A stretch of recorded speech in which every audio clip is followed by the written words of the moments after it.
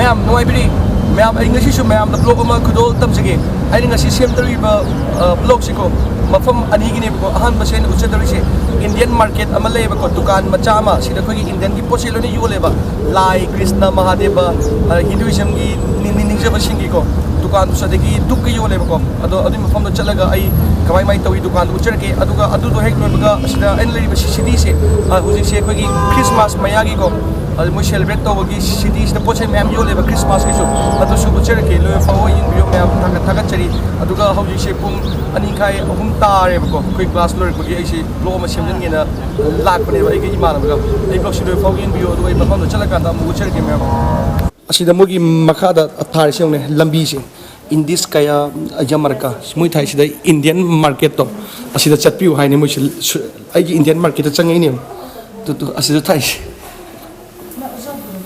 ko changi ne sida Indian market kai lagin I know jik lady ba dukan ko Indian dukan hai si se ko gi Russia da I know ba city da laiba Все Индия, все. ko gi duk manangun namme to Mahadeva adagi Ganesh adi Saraswati Баладжи. Samu Balaji ada le Balaji mo ju lining asigi samu se lupa lising ahumga chanipi Sai Баба.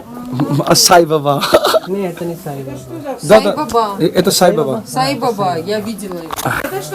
koi Indian duk ka ya duk amada lupa tarapi si aslupang asigi Duk Machei Amada ko lupa tara aduga pipirol sum yam lei sari yas mogi kurti su yo le mogi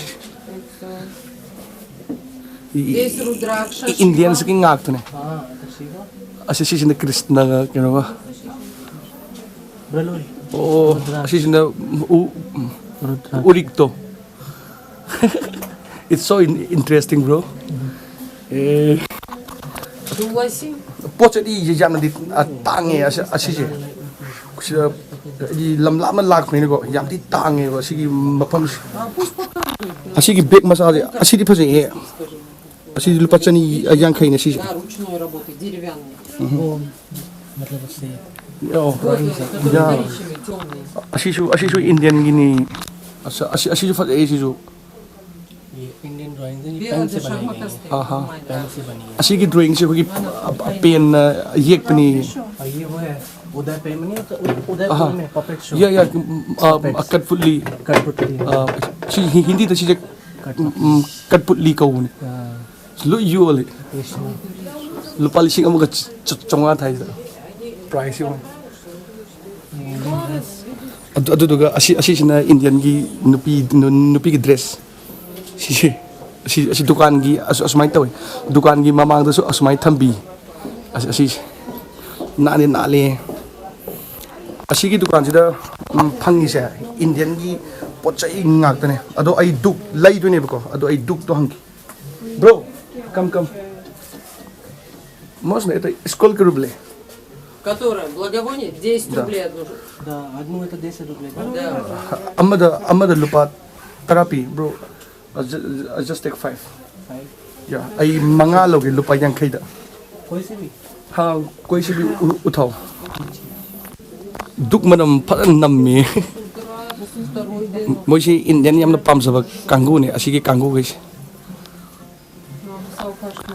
ko gi lining bagi music su thai moi si tap naga adagi moi ada lining jai это काम है это काम है Индийский.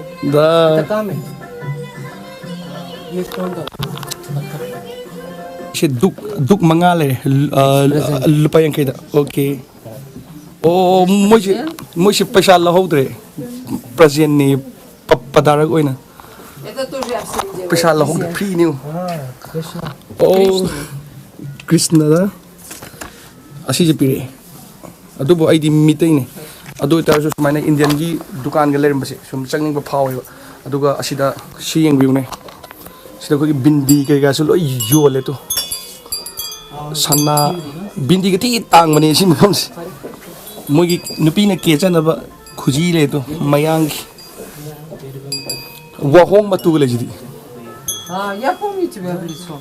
А моя moi подруга nupi ani na phamba dukan ne ma si dukan Сенди патталамни аси жай ханг. Сейчас покажу это. Шомчит по юли де коги Индия ги шомчит по. Шомчит юли си. Она вам преподает. Шомчит че лупа 2 ITP.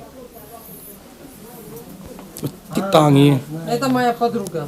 Oh, it's possible so. Si mana give Russian pa. pire na ale si. Akogi Christmas kini si. Ado mana New Year gini sida Tarish. Приходите. It's possible so. Ako na laiba mafam do yaw reba ko. Kasi akogi Christmas ki po se ma'am yole. Ad dukan sida. Aswam da su ma'am lere. Aduga asta su bro yola dekte aso. Asi je akogi Christmas ki damang tane mo to si na akogi dry fruits. Angang gina sana na ba dagi decoration gi so ma'am yole si.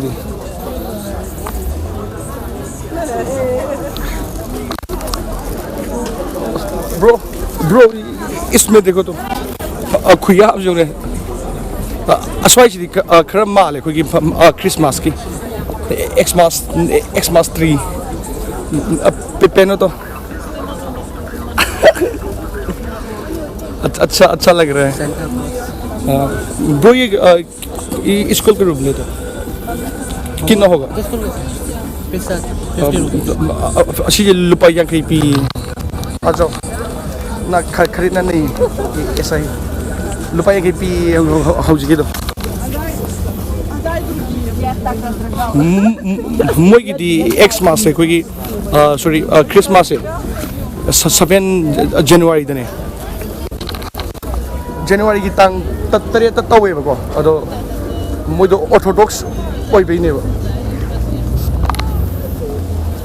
Ang Batman Batman लग रहा है bro माँ कती जो season हक की Holi Spiderman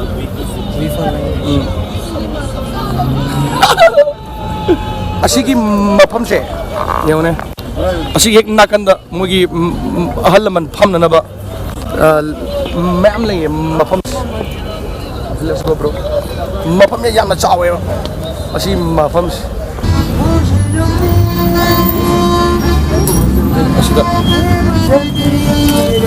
Oi, it's possible.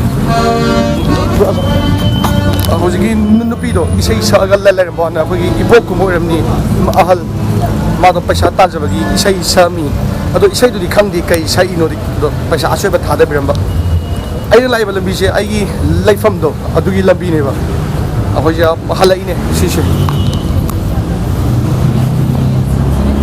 ado ai gi date 9 January dako chahi ama phado ne YouTube da ina blog semaga thagat pasi chahi ama phado re ado ai gi 89,000 subscriber laire do date 9 da chahi ama phar ne ina blog semaga pasi video 66 muti ai sem ma ba male aduga aina hoji uchari do sai jo mama sum puning bodo Indian gi dukan ga leiba aduga sida khoi gi Christmas e asmain tawi ko moi do ado Christmas muti what li ko jamna फजने बा date 7 दना हेना सिदा कोई grill तो आई ना चाबो restaurant दने सिस कोई येन पुमना पावरगा zone बा मफम तो सिदा ने कोई अलीना तो या पे एक लड़की ना अलीना मसवाली लड़की है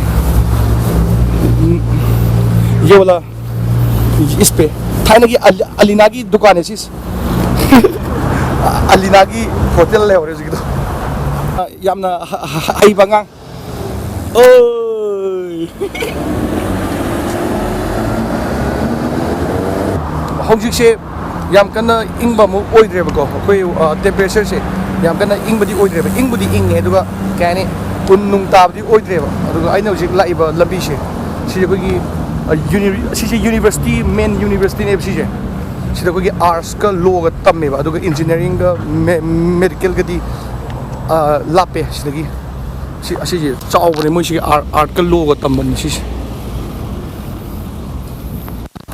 अदुगा नाकंदना सोरोक लैदुन याम थिने इसिक चिकपा मफमनिदा सावाइस आइगी ब्लॉग से Saida lotion जरगे ma'am यिंगबिबकी थागाचरी नोंगाइत्रसु अदुगा subscribe तोबिरमो comments बिरमो ꯑꯗꯣ ꯑꯩ ꯃꯊꯪꯒꯤ ꯕ꯭ꯂꯣꯛꯁꯨ ꯑꯃꯨꯛ ꯊꯥꯒꯠꯅꯕ ꯍꯣꯠꯅꯔꯛꯀꯦ ꯃꯇꯝ ꯐ꯭ꯔꯤꯗ ꯂꯩꯕ ꯀꯥꯟꯗ ꯉꯁꯤꯒꯤꯗꯤ ꯃꯌꯥꯝ ꯂꯥꯞꯅꯔꯁꯦ ꯀꯪꯂꯩꯄꯥꯛꯅ ꯌꯥꯏꯐꯔꯦ ꯗꯥꯁꯕꯤꯗꯥꯅꯤꯌꯥ ꯕꯕꯥꯏ ꯃꯌꯥꯝ ꯑꯉꯥꯡ ꯃꯌꯥꯝꯁꯨ ꯂꯥꯛꯅꯔꯤ North Association State. ꯑꯍꯥ In the name of What? Kitagura. Okay, okay. North Ossetia State University Thai si magi main gate ni sis. Ma'am, lotion jerge mathang da muk thengnar si ma'am. Bye bye.